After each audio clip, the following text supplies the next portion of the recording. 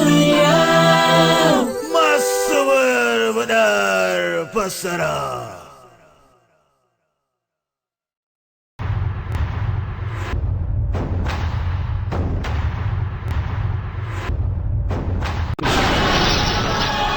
Ku sa ido a can nan.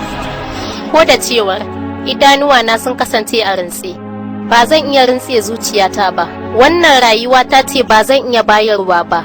Ni ban rasa hankali na ba. A domin mazge wannan bace kwakiyar labari. Ho ho ho! Gaskiya ba zan iya amincewa da wannan ɗanyen hukuncin ba. Bakin alƙalami ya riga da ya bushe. Kada ki haka, idan na rasa hankali na yanzu kuma ke ce a cikin hayyacinki. Ku kimtsa. Idan ba haka ba kowa zai mutu sharfi. A domin hambu ne wannan shu'umin labari. Shuma! Mazigal! Ƙarfin shu'umin iko!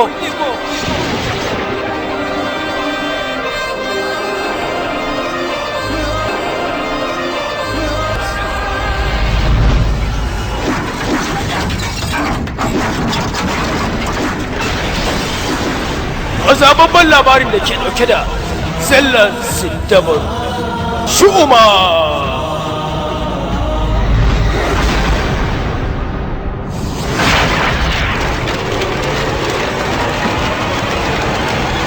Shu'umin iko!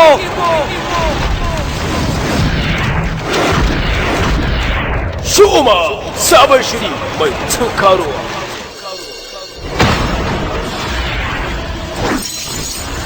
Wayyo a'a!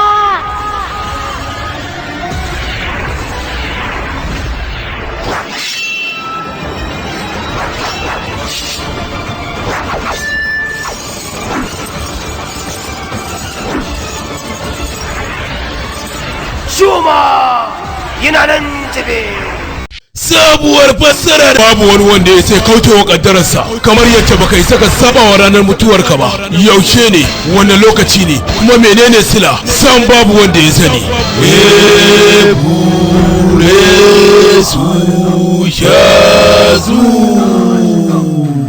Sabon shiri mai suna wata tafiya. Wannan shiri labari ne mai dogon zango wanda zai ke zuwa muku daga lokaci zuwa lokaci, daga kashi na farko har zuwa na ƙarshen sa. An barkan ka dai bawan Allah. Shin ka san hanyar zuwa Kalbaraf? Barka dai baba. Shin da Allah wancan hanyar za ta kai ni Kalbaraf? Yaro na sani amma san ba zan gaya maka ba, don ba zan ɗora ka a gwadaban da zaka mutu a banza ba. Ni zan nemi hanyar da kai. Mutuwa ne ma take san ba a neman ta. Kada ka yi yunkurin kashe kanka a banza, kai yaro ka nema wa kanka lafiya, ka koma gida gaban ahalinka. Na umarce ka koma. San ba zan koma ba, sai dai duk abin da zai faru ya faru.